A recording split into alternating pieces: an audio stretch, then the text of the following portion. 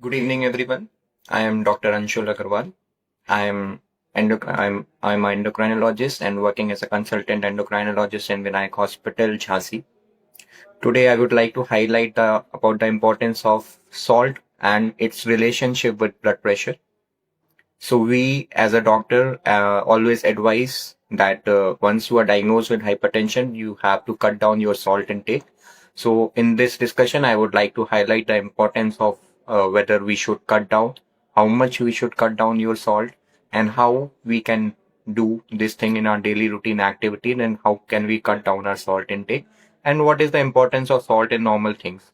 So overall, if you think salt we are talking about is the sodium, especially the sodium content which is present in the salt, that is NaCl. So sodium content in the salt is what is responsible for increasing your blood pressure once you take your salt in a higher amount. So normal salt is always required by the body for your normal bodily functions, and normal sodium intake should be there. It should not be like this. You have to restrict it completely and nothing, no sodium should go in your body because normal sodium is required like for contraction of muscles, for transmission of nerve impulses, even for heart muscles contraction and cellular physiology.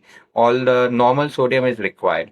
And if you have seen that once you develop hypotension, we give ORS solution which is full of sodium. So these all things are to be required, and sodium is responsible for not only for causing hypertension or increasing your water retention, but also is responsible for normal bodily function. So what does sodium does in our body when you take in excess?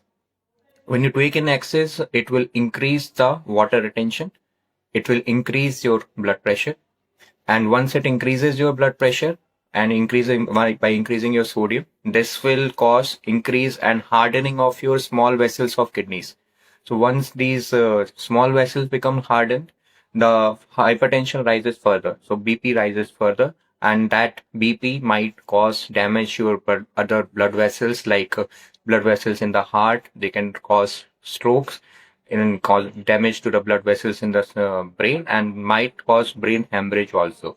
So overall, what we have to do is you have to reduce your salt intake once you are diagnosed with hypertension, and what WHO recommend is it has to be cut down to less than 5 grams per day.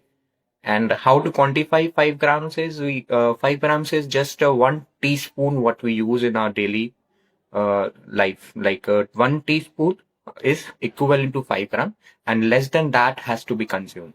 So this salt has to be taken for whole day, and this is what is the recommendation.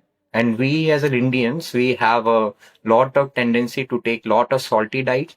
Like if you see in your one lunch or itself, the chapatis is full of rice plus dal and sabjis. They are having a good amount of salt, and then on top of that we'll add also some salt to the dal or sabjis, and then on top of that you cut vegetables and fruits served with the lunch or dinner. We also have a habit to sprinkle salt to that, and along with that we are using some chutneys, papads, pickles. These all contain a lot of amount of salts and has to be cut down. Other than that, in the snacking time, we all used to have chips, papads, and chutneys, matris, chips. All these processed foods contain a lot of salt and has to be cut down. So these all are the things which has to be looked out in reducing the salt intake.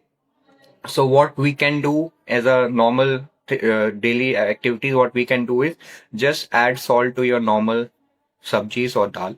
Don't remove that table salt sprinkler from your table.